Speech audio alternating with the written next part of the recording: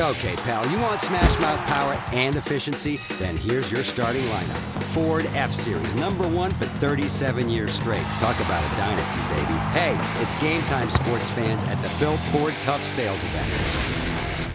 And good evening, everyone, from Legends Country Club in Stephenville, Texas. We're going to be here for the next hour with food specials, door prizes, and, of course, surrounded by some of the best Tarleton Texan football fans around. My name's Casey Hogan, and I'm alongside the head coach of the Texans, Kerry Fowler. We're normally here, folks, on Monday night, and, Coach, it is a Tuesday night. And I think some of the folks that are here tonight, they said, who are these guys that showed up? Yeah, and I almost forgot. Well, I'm glad you didn't forget, because I don't want to do a show by myself, because it's very strange if you ask the questions and have to answer the questions. You would always as get well. the answer you wanted. That's right.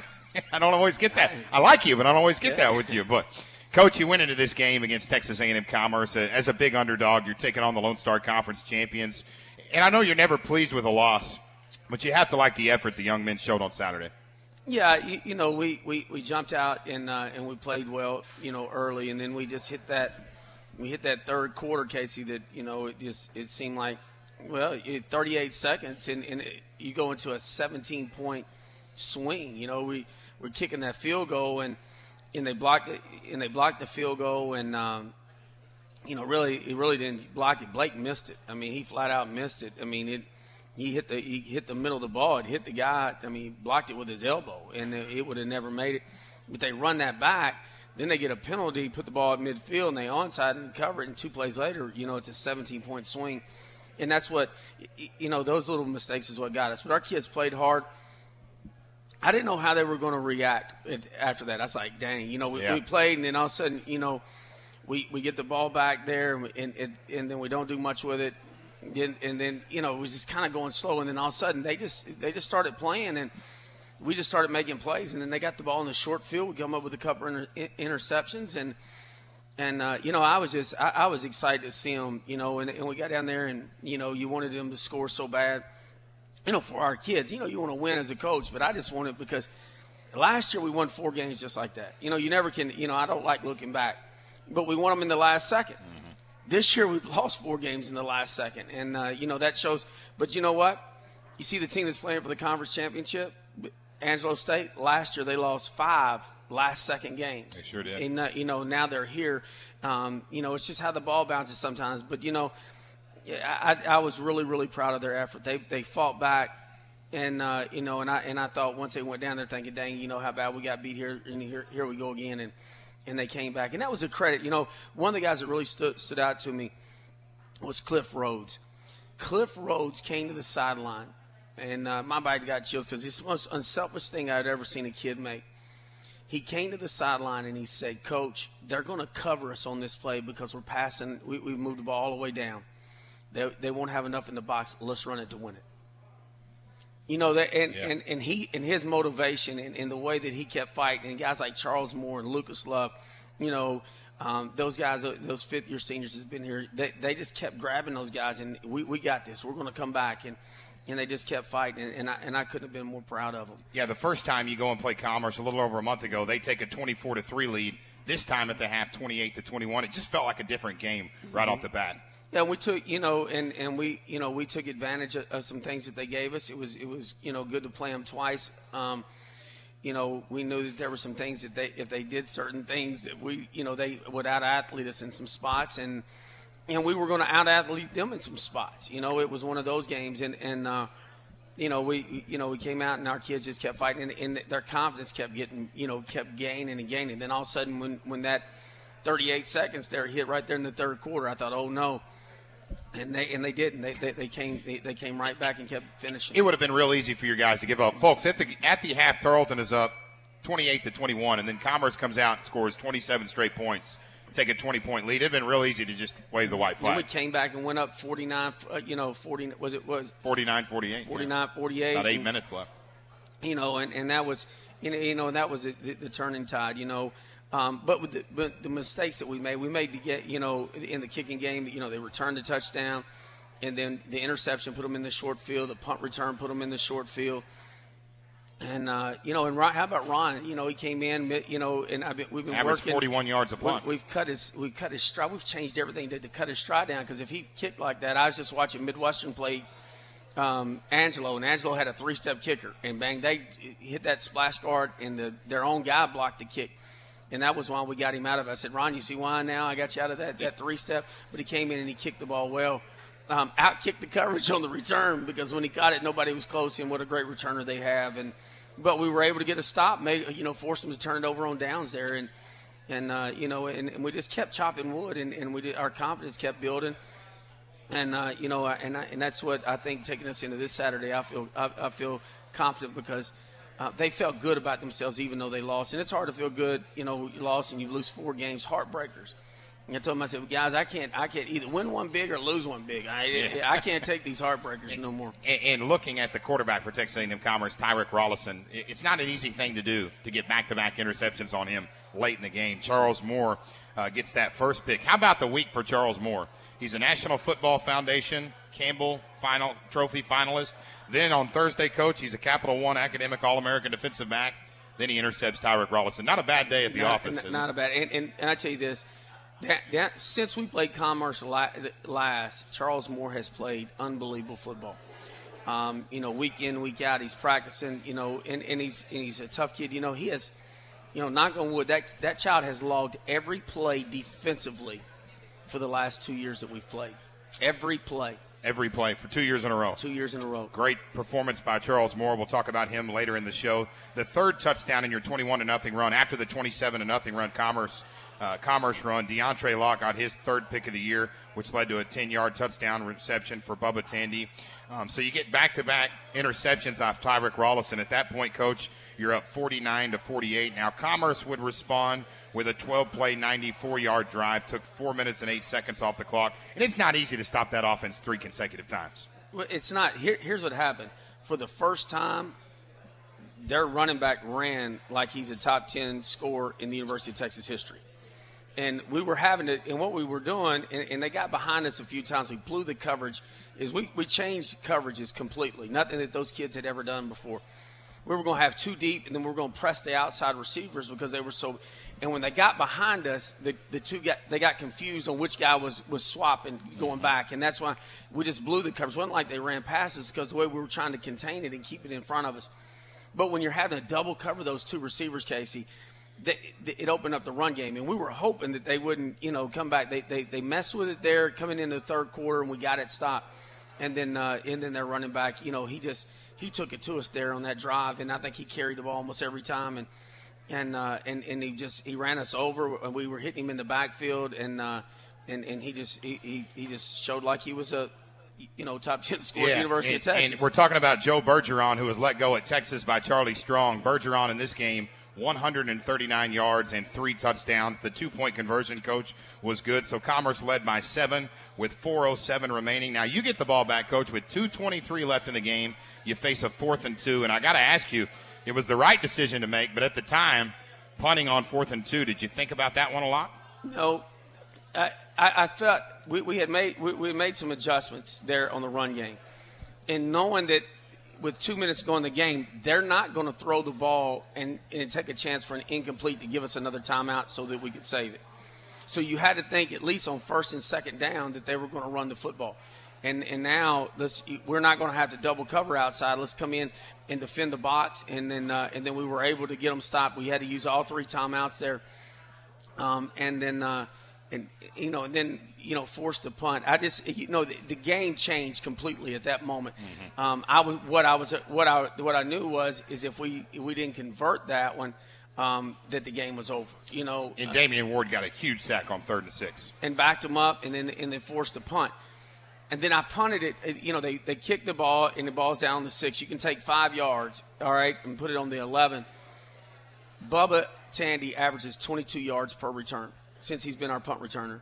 So I made him re-kick, back it up, and he fumbled the ball. And then, but I wasn't gonna pressure the kick because the last thing I wanted at that point was a roughing the kicker. Game's over. And and with Bubba, let's get the return going and try to get there. And he shanked it. And and we ended up getting, I think, 10 yards back or so from where we were originally, and that was my decision on that. I just wanted to try to get the ball caught in the air because we had a chance for a couple big returns, and they didn't kick it to Bubba. So you get the ball back, Coach. I think with about 2 minutes left, or maybe a minute. Maybe I'm wrong about that. I know you didn't have any timeouts, but you get the ball back, and that's when you went on a very impressive drive. And what I thought was impressive about that drive was what Zed Warner did with the football. I think he had 4 out of 6 completions in a row, plus 10 yards. Yeah, and then there was some, some great catches in there. Cliff, the one coming across the middle in traffic, Cliff brought that down and got some yards. We got down and got the clock stopped, and he hit us on, and he hit Bubba, he hit Tyler, he hit Cliff, and he hit Nardi, and was working and moved it down the field. And they were tired because we ran 99 plays offensively, and we had them on the ropes. And I'll tell you this: if we had scored that touchdown, I was going for 2 at that point. And I said that on the radio broadcast. I told my partners, I said, I guarantee you, Coach Fowler goes for 2. Mm-hmm. You're an underdog. You're playing on the road, and unfortunately, we didn't get to see that. But got to ask you about the play before the final play of the game, because it looked like Nardi Myers was going to catch a touchdown pass that was a touchdown easily, and then the defender pass interference. Probably the smart play by the defender. Yeah, that changes it. Even though it's 2, that's they didn't have it. Just half a distance. They just move it 6 inches up and give a play there. But yeah, that was and then we had the pass interference there on Bubba, and then the pass interference on Nardi. But the thing about it was what frustrates you is it wasn't a pass interference. They completely tackled him. They grabbed him by the feet and tackled him, and there's got to but you just move it down to the 1. But yeah, Nardi was going to score on that one. So then you have that final play, and you talked to us earlier about what Clifton Rhodes told you, and I thought it was kind of ironic. I said in the booth, and I'm not a football coach, I said probably not a bad time to run a draw play, maybe try to catch him off guard here, and just didn't work out. They had those 2 big bodies up the middle. Yeah, they did in the linebacker gap, but still they still had it. Actually, we were running our zone read off of it, and we were bringing Tyler around on a slant route right in front of him, and if they came to defend the run, flip it out, and then they covered Tyler's. It was a give play, and the linebacker got a run through, but they only had 5 in the box, and so happened he was on the right side. If we could have got on the backside, Lucas Love had washed the whole backside down, and we'd have probably walked in. 56-49, Texas A&M Commerce win. I don't know how many times a quarterback in their first career start throws for a school record, breaks the Tarleton State record. Zed Warner, 470 passing yards. Coach, he was 41 of 56. Those 41 completions, also a school record. Really was a historic performance that we saw. Yeah, and that's it's just like when he came in the last week, it's not surprising. Zed was in the competition to start in the season, and he's been with us. See, Zed, we redshirted him his first year, and then he didn't play last year, so he's just going to be like Jake Finsky. He's a sophomore, just like we got Colin listed as a sophomore. Zed is actually a freshman on the field for us right now. And I've got a couple young quarterbacks that I like too. So it's going to be a battle. It's talent loaded. But I'm going to ask you, you didn't expect him to break school records like that. I mean, I think everyone felt comfortable with Warner going into this game, but to have that kind of performance, that was unbelievable. Yeah, it was an unbelievable performance. But here's, and we dropped a couple passes, but our receivers caught the ball very, very well. We knew going in the game, we talked about that, in the pregame, we had to pass the ball. That's their Achilles heel. Yep. And that's our strength, with our receivers, and Zed was on the money. I tell you what, where the credit really didn't go is he wasn't touched very much. They counted 1 sack on the intentional grounding. Our offensive line did an unbelievable job of protecting him, and against a great defensive line. Yeah, dominant, and that was what was impressive. He had time to set his feet. He's able to get to his second and third reads and sit comfortable and throw the football, and he made the best of it. But I felt comfortable going in. I never had any doubt that Zed Warner could do it, because I believed in that child. I mean, that child is, I told you that in the pregame, he's a coach's son. His grandfather was a coach. His dad was a coach, and he's grown up in the field house his whole life, and he's in our field house. We have to make him go home, all the time. And his dad called me yesterday and said, "Hey, I need all the audio from the games that Zed's played from the radio." This is a football family. Yeah, they sit around and dissect radio play-by-play. Oh, Dad's got. I can promise you, Dad's already looked at the film and has got on to him about a few plays too. With the 56-49 Texas A&M Commerce win, Tarleton falls to 4-5 on the 2014 season. We'll take our first 1-minute break here on the Coach Kerry Fowler Radio Show, and when we return after this, it's time for our Lone Star Conference Spotlight. This is the Tarleton Sports Network, presented by the North Texas Ford Dealers. And welcome back to Legends Country Club in Stephenville. We'll be here until 7 o'clock. $2 hamburgers tonight. We've got door prizes later in the show. Plenty of time to get out here to Legends and listen to Coach and I talk about Tarleton Texan football. We're going to hear from head volleyball coach Mary Schindler later in the show, and we're going to talk some Tarleton basketball as the basketball teams will get things underway this weekend at Wisdom Gym. Time for our Lone Star Conference Spotlight, and we'll start by looking at the first round of this Lone Star Conference playoff system. Coach, we call it a playoff system, more like a tournament-type system. The team that wins this doesn't get an automatic bid, but there's still some things to play for, and we'll go through the schedule in round number 1. It was West Texas A&M taking on McMurray. That game was in Canyon. McMurray, the number 7 seed, West Texas A&M, the number 6 seed, and that was a game that the Buffaloes would win 58-13. Coach, WT scored a season-high 41 points in the first half, and really that game never competitive. Their guys are better than their guys. Not fair to have having West Texas in the bottom half of that bracket really I say because of the nullification, they would have finished 5th without the nullification. That tells you how tough the conference is. Yes, it does. And that's they got some great players. Eastern New Mexico 61, Texas A&M Kingsville 7. That game was in Blackwater draw. Now the Greyhounds led 31-0 at the half. Folks, if you haven't heard about Elon Spite and what he's doing at Eastern New Mexico, listen to this line. 16 carries, 207 yards, 4 touchdowns.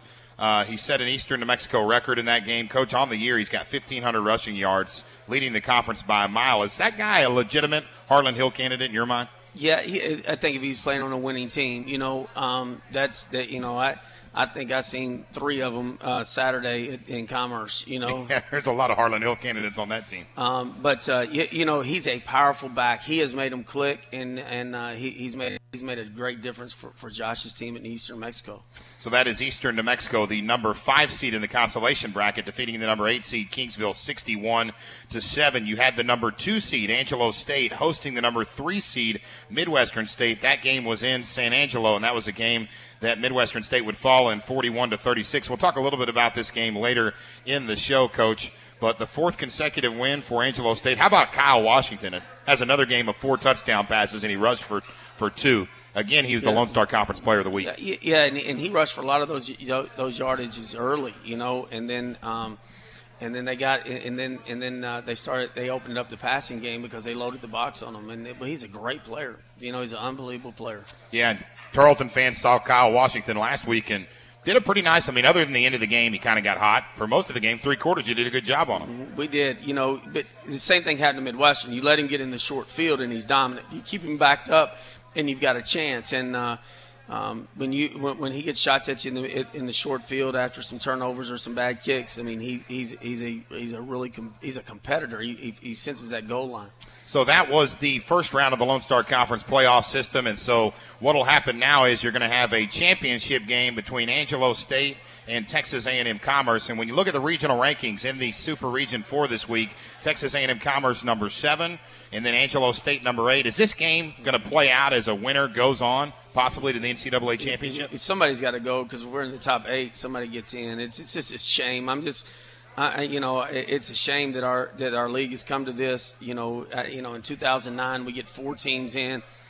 And now we're playing each other. We're beating each other up. Because I promise you this, one of those teams. I think there's 4 teams that can play with anybody that gets in the national playoffs. Well, think about this: if these 2 teams aren't playing each other, let's say they're playing a team not as good as a Commerce or an Angelo. That was my point last year. They win; they're both in. They're both in. Yeah.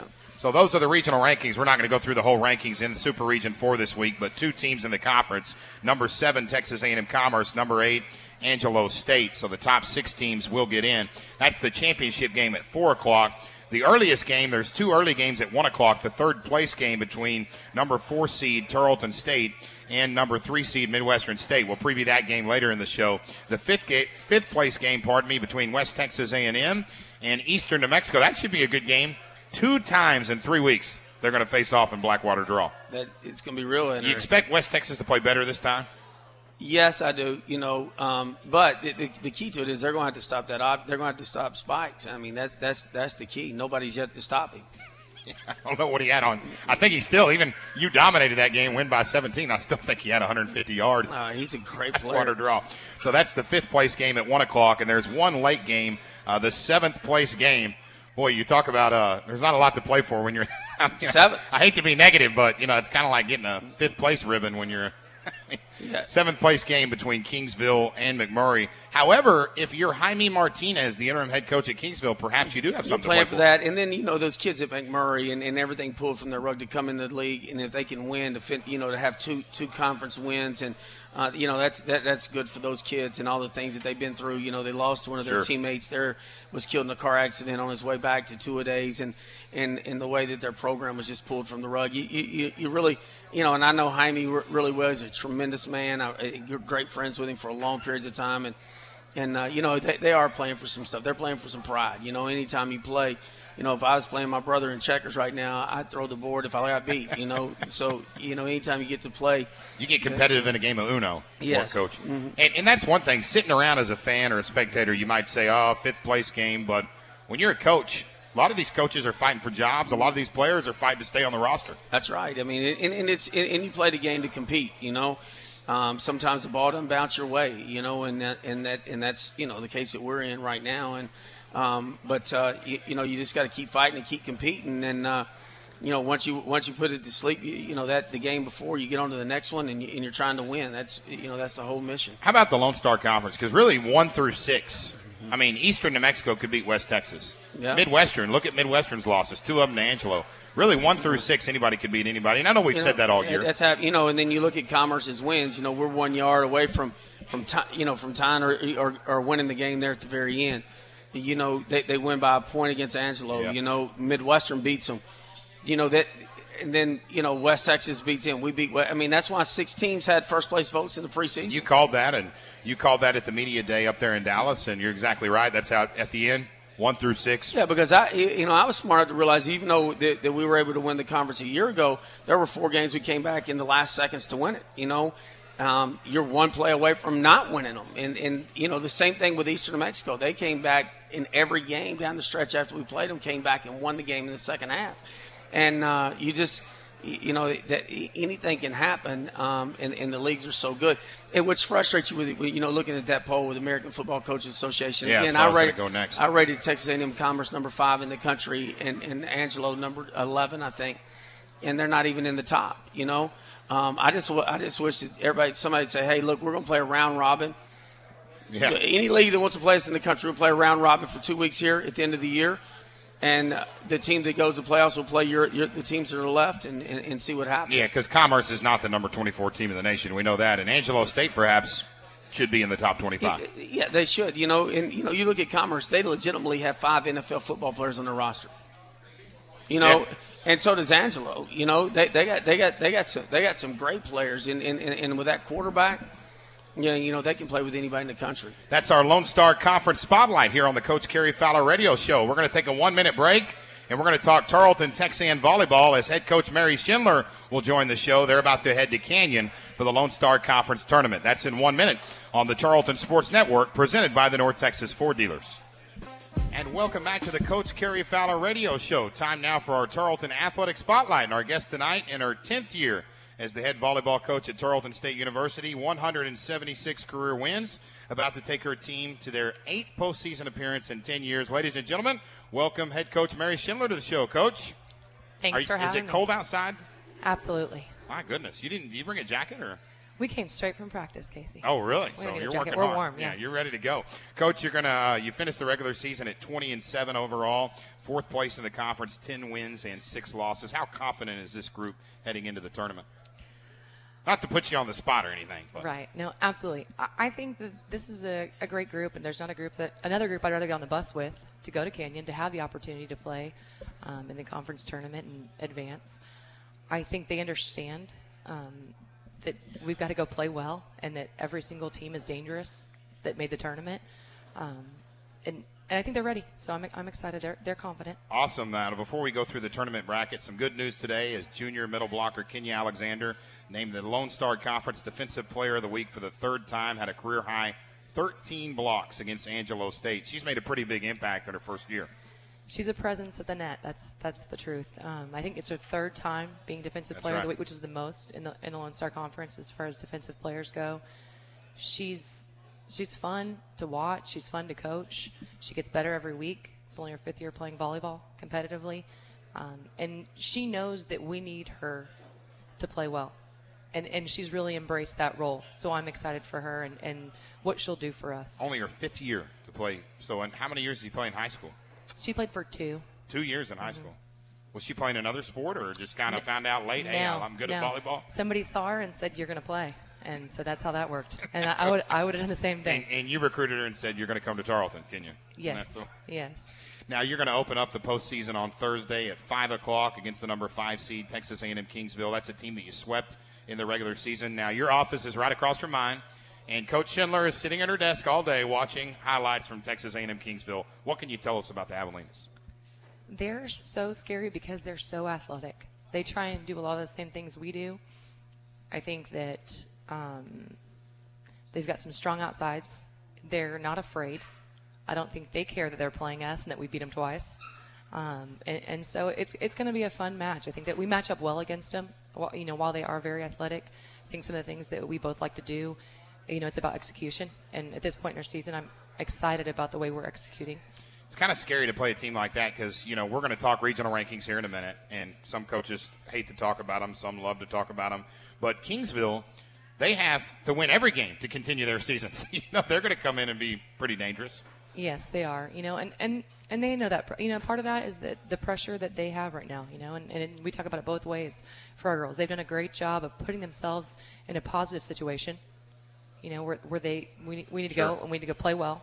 And ideally we want to go win the tournament one game at a time, and it's a long road.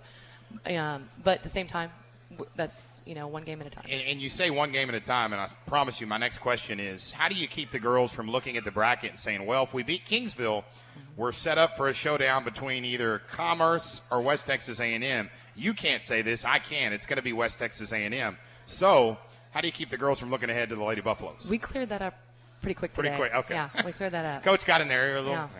We understand that it's going to be – it is. Kingsville's a team, even when we had to get on the road and travel there, that it makes me anxious just because I know what they're capable of. And with a team like that, they're athletic. And so if they get hot, volleyball's about momentum. If you've seen girls' sports of any kind, there's a lot to do with, momentum and how you feel. And so we don't want to give them the opportunity to be confident. No doubt.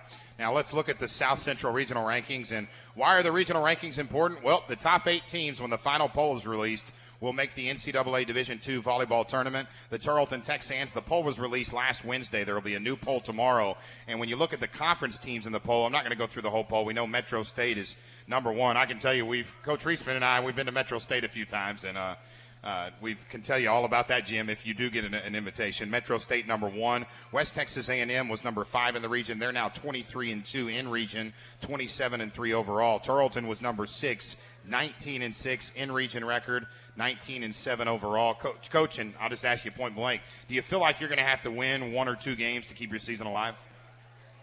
I feel like we've got to win every game we play to keep our season alive. Well, that's the right answer, because if you win the tournament, automatically. Right. I am so opposed to answering this. I understand that I'm going to. You don't have to. We're in a situation. We're excited. I'm happy for the girls. But they feel the same way I do. We're tired of being close, and the only way to assure that we have an opportunity to continue and to say that we're improving year after year is to win. Otherwise it's futile. So. You can't get caught up in rankings I mean, it's fun as a media person or as a fan to sit around, but as a coach, you can't get caught up in that, can you? No. So you're number 6 in the region. I'm going to keep asking questions about the regional rankings because that's what media folks do. Texas women's number 8. They lost 2 games since that regional poll came out. So probably for them at number 8, they're probably going to have to win the tournament to get in. It's going to be so close. And that's, as a coach, we are finally broken to the top 8. I think that, obviously you follow it and you don't want to talk about it, but you do. It helped us to have Texas women's lose, Sure. But we were all so close that, I couldn't tell you exactly what's going to happen once that it's formulated, next Wednesday. But so for us, we need to win. Is it disrespectful to the Lone Star Conference? I mean, I'm looking at this poll. The top 4 teams are in the Rocky Mountain Athletic Conference, and I always thought, and I don't pretend to be an expert when it comes to volleyball, but I always thought that the Lone Star was one of the better volleyball conferences in the country. The last 3 years, 2 Lone Star Conference teams played in the regional championship, and we're still not in the top 4. So it's kind of strange, and I know there's a lot of factors, right, that go into that poll. And absolutely. I mean, it take people, no offense, smarter than you and I to figure out the strength of schedule and in region and all that kind of stuff. Part of that too, they get to play each other so much that it builds their strength of schedule, and that's one of the components. So. Politics play a role in these polls? Absolutely not. Yeah, no way. Okay, I'm really going to be in trouble tomorrow when I go in the office, so I'm going to move on to the next question. Final question for you, Coach. If you can go to Canyon, you can make a run, win that tournament, get a berth in the NCAA tournament, what would it mean for you and the program? Really, I mean, what it would mean for the team? I've got a group of kids that really believe that they are capable of doing something. We talked about, well, if that's the case, then we believe it, and we work for it every day. We've got to show up, and we've got to do it, and win one of the big games. And that's. Now we want to encourage everyone to go to Canyon if you can make it up there. Tell them about the box a little bit. Tell them about that facility. It's kind of unique, isn't it? It's like a second home. I mean, yeah, really, played there enough. Really, the exciting part is that that's one of the few facilities in our conference that's like ours. When we prepare for Kingsville or Angelo, there's so much space in those gyms that we get in the rec center a little bit just because it's so different. We go to the box and it's very similar to ours. Getting the fans on top of you, which is what we want. I'm a believer they're all cheering for me anyway. So. And you've been to every volleyball venue in the conference multiple times. Probably Tarleton and West Texas, the 2 toughest places to play as far as fan support. Absolutely, no doubt. So it's the box, 5 o'clock, Texas A&M Kingsville on Thursday. And Coach, if they can't make it, they're going to be able to watch it on LoneStarConference.org. And I know that I sat around, Terry Hardcastle and I sat around a couple years in a row, and we watched we work real hard in the office, Coach Reisman. We're in there watching the volleyball webcast. So we'll be cheering you on. I know everybody will be cheering you on. Thanks for your time, Coach. Thank you. That's head volleyball coach Mary Schindler, our Tarleton Athletic Spotlight. We'll take a 1-minute break, and when we return, Coach Fowler joins the broadcast for our Flex segment. Back after this on the Coach Kerry Fowler Radio Show. Want to thank our entire live audience here at Legends Country Club. Our final show, by the way, will be Monday night. We'll go back to Monday night next week. Our final show Monday night at 6 o'clock right here at Legends Country Club. So hope you can come out for our season finale. We want to thank our live audience. We do that by giving away some Tarleton football T-shirts. We also have a few Tarleton Sports Network presented by the North Texas Ford Dealer shirts. Our first winner, Connie Snyder. Connie, thanks for being here. Connie says, I've got about 100 Tarleton shirts, and I'll take 101. Daniel Toof, is Daniel still here? I saw Daniel in the back. Daniel left. I'll give Daniel a shirt. He's a Texan Club member and supporter. Jan Johnson. Jan, come on down. Jan gets a T-shirt.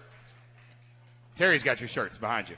Dwayne Snyder, Doctor, that whole table, did they rig it or what? Yeah. My goodness. Dale Johnson. Dale. They won it. Yeah, they did. Yeah, I think the regulars are, and we've got Kelly Parham. Kelly, come on down. Terry Hardcastle in the back. Kelly, congratulations to all of our winners. And what is Dr. Snyder handing? Is this for the radio or no? No. Oh, okay.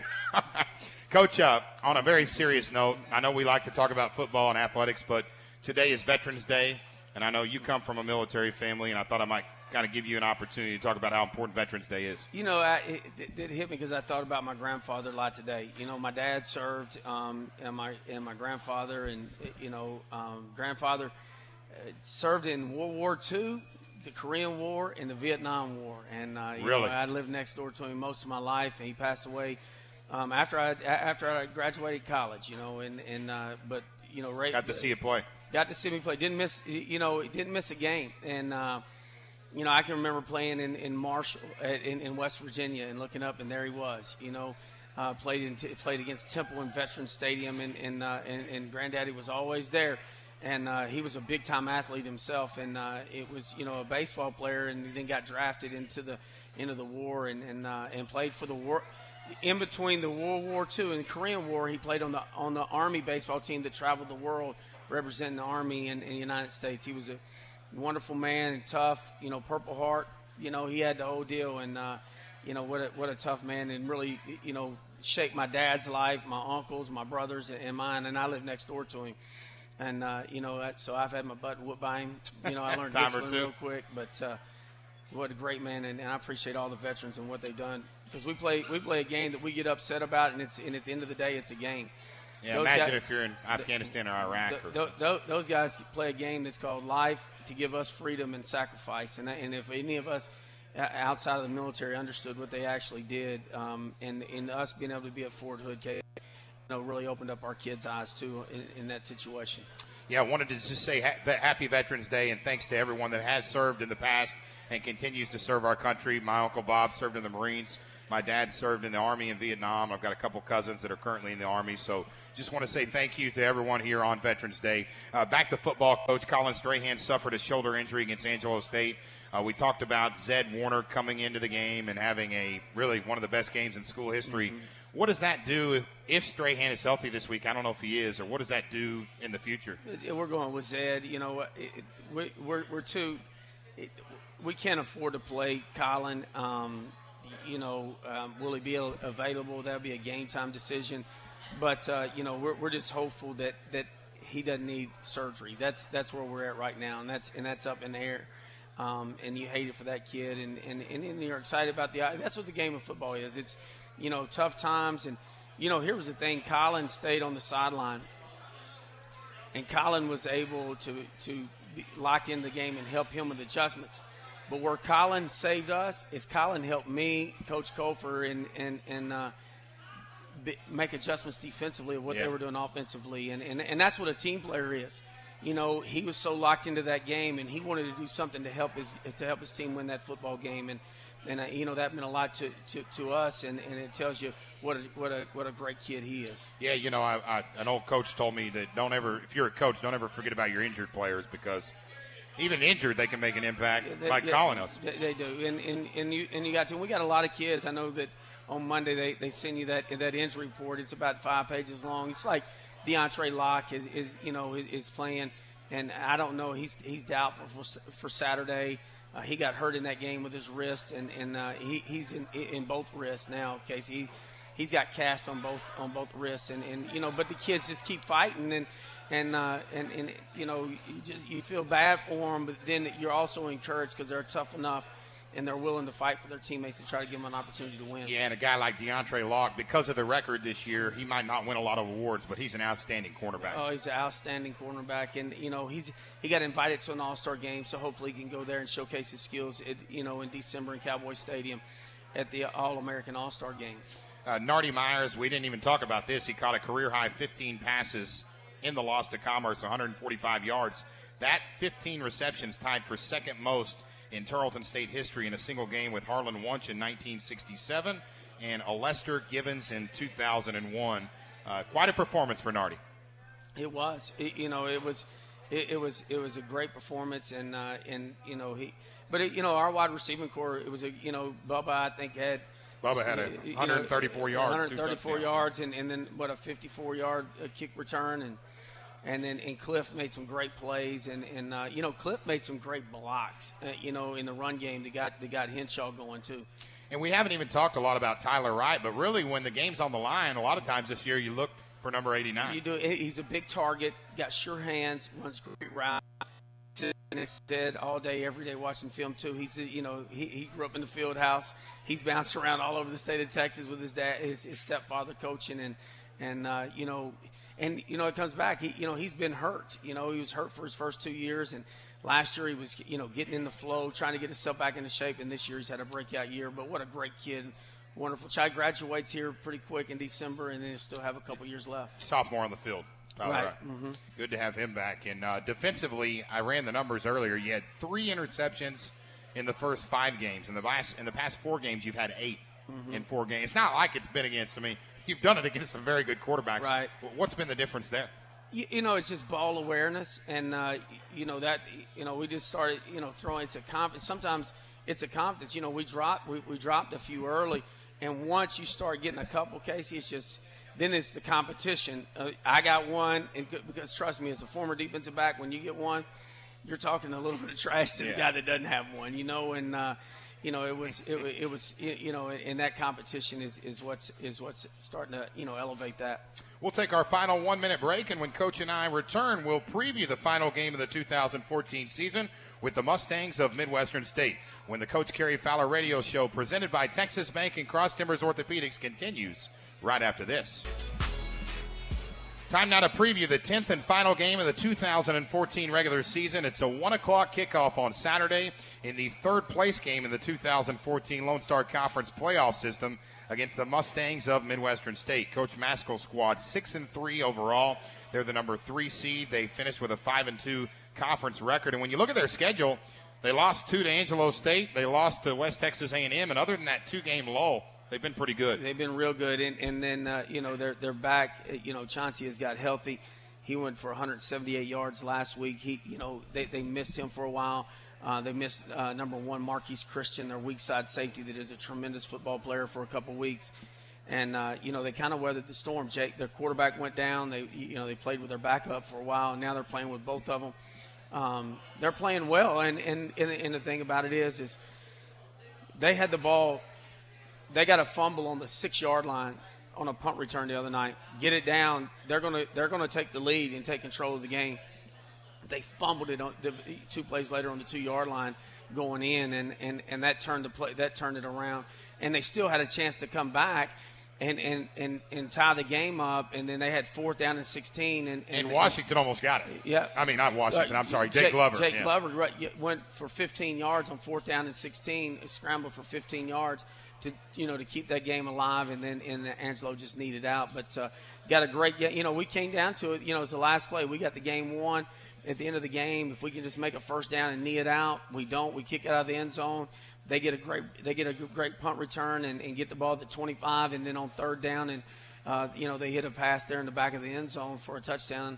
And we still had time to come back, and we weren't able to. But it was a hard-fought game.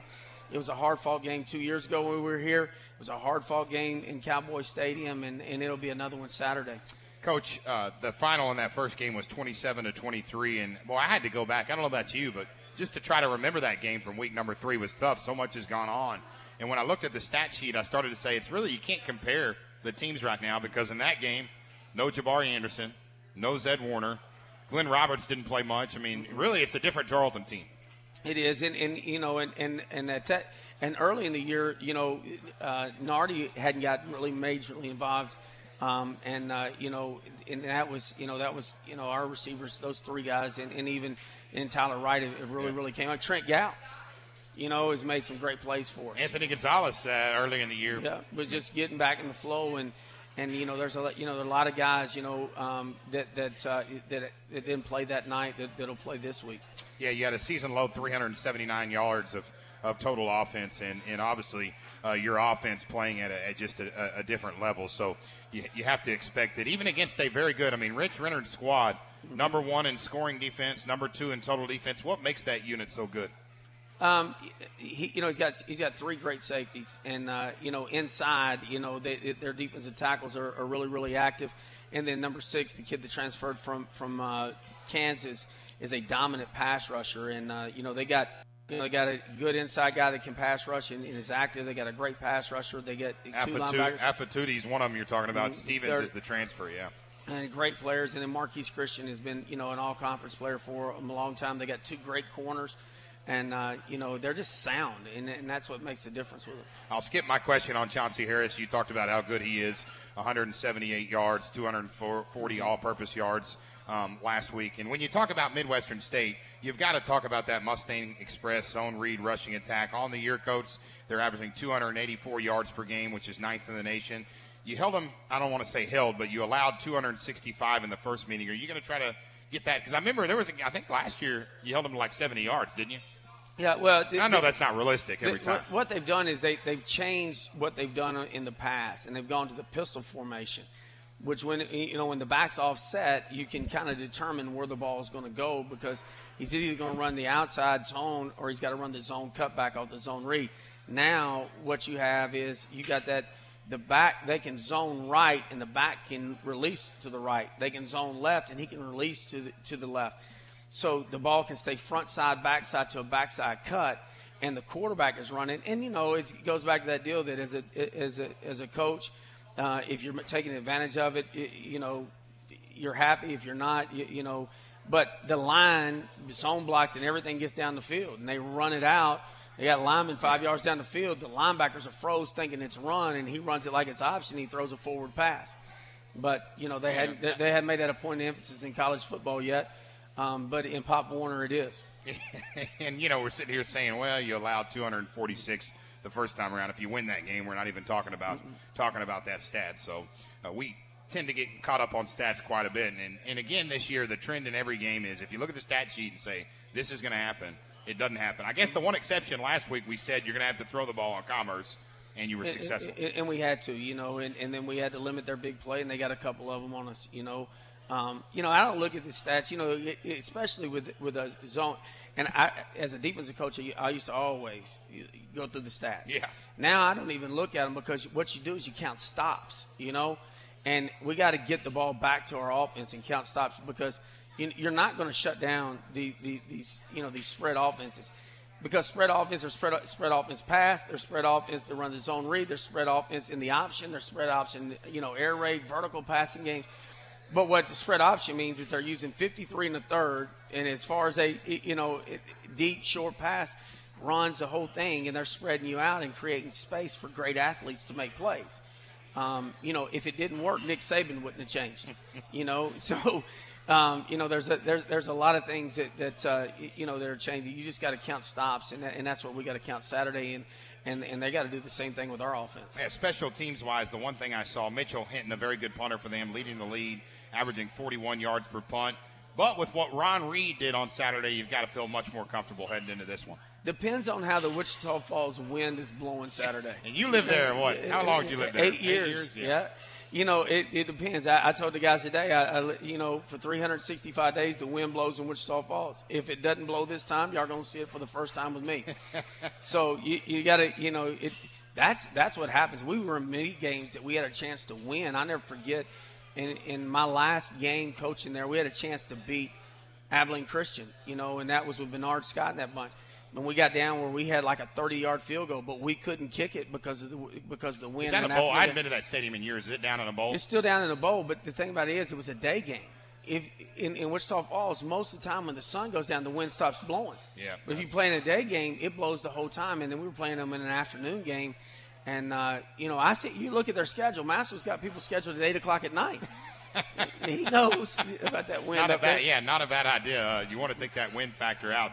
This is a 1 o'clock game, Coach, and I'm guessing the team's going to have to leave on Friday. I mean, there's no way you can go in one day. I was hoping it'd be a night game so that wind wouldn't be blowing. Yeah. You take a little bit more cold. The wind blows, we'll have to leave Friday because of just getting there. And I tried to. Even we left last time, and our stinking bus broke down in the game. We had to delay the game. I didn't know if we were even going to make it to the game on Saturday. Last week? Yeah. That's why the game was that delayed 10 minutes. Yeah, that was me. Oh, they just told me Tarleton was late. I figured you can't get lost because you've already been there. Yeah, you couldn't get lost. Yeah, we couldn't get out of the hotel parking lot. Well, you've had some bad luck with buses, man. But it was a flat tire, but the bus driver discovered it 10 minutes before we were supposed to get on the bus. But he told me he seen it at 9:30, and a nail was in it. And I said, well, what did Nail do? Just jump up in the tire? I remember we were stuck in Incarnate Word after you beat him by about 50, and we're just sitting there for a couple hours. Yeah, I tell you what we had to do, Casey. Saturday, the buses broke down, and we didn't even know if we were going to have a bus. They couldn't get one there, and they had to get somebody to come in and fix it. And it was a mess. We had to get the kids off the bus or get their bags off the bus, go in, find a place in the hotel, tape, get completely dressed except for our pads, get on the bus and ride over there and jump off and play. Goodness. Again, it's the Tarleton Texans and the Midwestern State Mustangs in the season finale. The National Farm Life pregame show begins at 12:30 p.m. with the Coach Kerry Fowler pregame interview, starting lineups, and much more. The kickoff from Wichita Falls at 1 o'clock. You can listen to the broadcast here on the Tarleton Sports Network, the flagship station 90.5 FM, or online at tarletonsports.com/listen live. Got to give the seniors some love tonight. Yeah, back in the back, we got Ronnie Famoa and Charles Moore playing pool. Who's going to win that pool game? They'll be playing till tomorrow. I've seen them play before. But great to have, Coach. This is a real good senior class and 5 leaders for your program. Yeah, Lucas Love, Mark Martinez, and Clifton Rhodes. all 5 of them are December grads. How about that? They're excited Great. And going to move on with their life, and great players here and better men. And you're going to hear from they don't know this yet, but you're going to hear from all 5 of them on Saturday during the halftime show. Kelton Ween's going to do a nice senior special, so we'll be able to hear from those 5 players at halftime of the broadcast on Saturday. The cross-country teams competed in the Lone Star Conference Championship this past weekend. The men finished 3rd, and the women finished 5th. Dylan Willett led the way on the men's side with a 6th-place finish, and Tylo Farrar led the way on the women's side, finishing 11th. Farrar, Willett, and Dallas Rushing named all Lone Star Conference performers for what they did on Saturday. Congratulations. We talked Texan volleyball. Again, they will play Thursday at 5 o'clock against number 5 seed Texas A&M Kingsville. And, boy, Coach, I really want them to get in that NCAA tournament. It would be huge. It's a first. I mean, you've got to get there. We will. The 2014 basketball regular and home season openers are this Friday and Saturday as part of the Whataburger Texan Tip-Off Classic. The tournament features 8 teams playing 8 games over 2 days. There's games at noon, 2, 5, and 7 on Friday and Saturday. And I'll tell you that if you like basketball, go watch. There's going to be a game between Texas A&M Commerce and Lubbock Christian at 2 o'clock on Friday, and Commerce just beat Texas Tech in an exhibition. It was on ESPN. Yeah, I seen that they had, A&M had to come from behind to beat them. Yeah, so there's going to be some great basketball being played at Wisdom Gym. The Texans will open up Friday at 5 o'clock against Southern Arkansas. The number 12-ranked Texans against New Mexico Highlands at 7. Then on Saturday, the Texans and St. Mary's at 5, and the Texans and Lubbock Christian at 7 o'clock. All of those 4 of those Tarleton games will be covered Coach live get here. You a helicopter to yeah, we need a little Learjet to fly around, Well, here's the deal. I'm going to do the game on Friday night. Kelton will do the women's game. I'll do the men's game. And then Kelton's going to stay behind and handle basketball Saturday night as I go to Wichita Falls. It's kind of hard to be in 2 places at once. Yeah, if you had a helicopter, you could go those quicker. helicopters. I don't like if that wind's blowing. You ever been in a helicopter when that wind's blowing about 30 miles an hour? I jump high as I would want to get. Again, all 4 of those basketball games will be live here. Texan Alley Tailgate Party, 2 o'clock on Saturday with live music, food, and prizes. Our final Coach Kerry Fowler radio show Monday night at 6 o'clock from Legends Country Club. Remember to visit TarletonSports.com to stay up to date on the Texans and Texans. You can listen to the radio broadcast, watch live webcasts of selected sports for no charge, and more. I want to thank Texas Bank and Cross. You're about to take over here for a minute. I'm running out of breath. Okay. Go ahead. I want to thank Texas Bank and Cross Timbers Orthopedics for sponsoring the show. Thanks to Legends Country Club for hosting the show, and to the staff here at Lookout Bar and Grill. A special thanks to Mary Schindler and to Woods Furniture, who provided Coach and I's table and chair set. I want to thank Tyrone Dodsey back at the KTRL studio for producing the broadcast. And most importantly, thanks to you for listening and for your support of Tarleton Athletics. I want to say thanks to the crowd. Different night. Tough for people to get here. Yeah. And appreciate and everyone. And cold outside. Yeah, it's tough to get people out of the house. What was it when you woke up this morning? 31? It was cold, but it's going to be colder tomorrow, guys. Frost How about that advisory. Bundle up in the morning. There's going to be frost. Come out and watch us practice in the morning. We'll be out there at 5:30. Who's going to be out there at 5:30 in the morning? Webcast it. Coach, a lot of people look at this third-place game, and we talked about this earlier. They think, well, 2 teams playing for third doesn't mean much. But how important is this game to your team and your players, especially your seniors? It's real important. Number one, if things happen, I've seen stranger things happen. If the 2 teams that are playing for the championship, if they both get in the playoffs, you got the bowl game that Midwestern would go to, but the same bowl that would like to talk to a Lone Star Conference team up in Texarkana. So, but you had to have a 500 record or better to be in it. So, I've seen stranger things happen. That's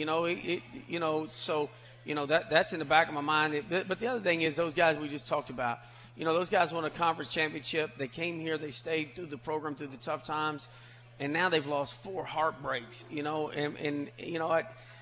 My heart breaks for them when I'm down. Sometimes they think I'm down, but my heart breaks for them because of the way we won some and the way we lost some this year.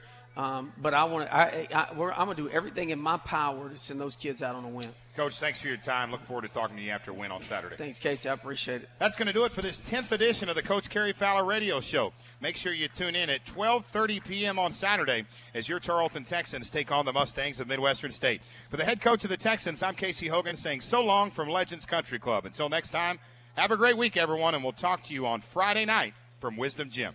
David Baker under center, offset I formation. They'll stack it on the right side with the tight end, Parker. It's intercepted at the 35-yard line. He's going to take it all the way into the end zone. It is Desmond Jackson. Picking it up, Carter, 3-on-1 for Tarleton. Dobstra, Lee, Carter, right-handed slam. That's going to do it. The Tarleton Texans are back on the throne of the Lone Star Conference Tournament. This is the Tarleton Sports Network.